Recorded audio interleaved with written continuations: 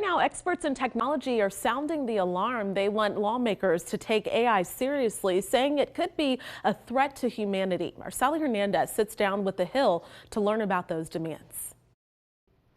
Joining me is Rebecca Clark with The Hill to talk a little bit about what this is all about. Thank you for joining us. And this seems like a really scary thing. What exactly was this letter all about? Right. So what happened is there's this one sentence statement that was released by scientists and researchers, as well as companies that are behind a lot of these artificial intelligence technologies that are warning against risk of extinction or sort of really scary outcomes of what can happen from AI if we don't put in place some of the guardrails that they say are necessary in order to keep going and innovating without having the risks of nuclear war or pandemics coming from this technology. Wow. I mean, it talked about wiping out humanity. And I thought the interesting thing about this, these are the people who created AI, right? Right. So, we have a lot of the companies, including the CEO of OpenAI, which is behind the popular ChatGPT AI chatbot, Sam Altman, that are really calling for these regulations. I think it's a little bit similar to what we've seen in terms of social media companies advocating for regulations. I think what we have to look for is how these companies are going to lobby when proposals actually come out of Congress and see what tangible proposals they do support. But I think there really seems to be a whole of industry support behind trying to get Congress to really work towards adding in these guardrails to allow these companies to continue to innovate, to allow for the technological advances that they say it could bring, while limiting some of the risks that could happen as well. But Rebecca, why didn't they put these safeguards in place to begin with? I mean, like you said, there are technological advances. It could be used for good things, but why didn't they think about the bad things it could be used for? Right. So at the same time, that's sort of what a lot of people on the advocacy side have been saying is that while these companies are maybe calling for regulation, at the same time, there's things that they could be doing themselves without having sort of mandatory, requirements in place for them to do. So I think it's definitely something that everyone's going to be keeping an eye on.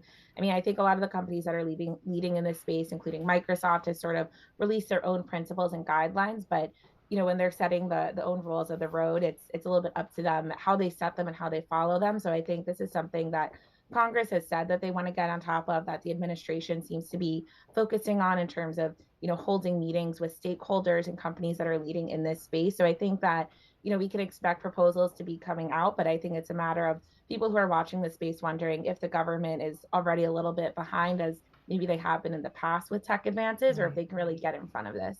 Rebecca, what about when it comes to stopping AI from doing some of these bad things? That's going to take money. Would that money come from Congress, and who would that go towards?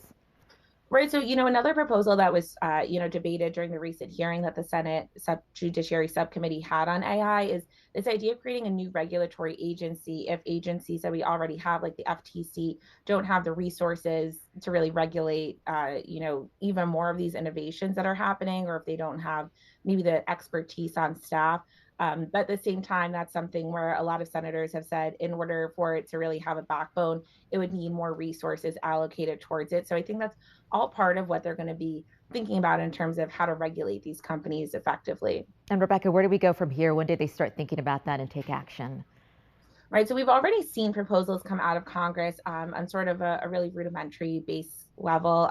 Senate Majority Leader Chuck Schumer has released, his proposal for guardrails for AI, which I think, kind of shows how important they're really looking at this when you have the top member of the Senate that's sort of been focusing on this. And I think there's also been a level of bipartisan support at this moment. So I think between the bipartisan support and the momentum, we could hopefully expect to see something. But I think Congress has not traditionally, worked fast in terms of regulating tech companies. So I think it's all something that we're going to be looking for. And the Senate has already said that they may hold future hearings on AI regulation on a number of more specific topics in terms of patents and all other issues. Got it. I think I'm about to say something that maybe we're going to have to start saying a lot more, Rebecca. I did not use AI for my questions, and you didn't use AI for your answers.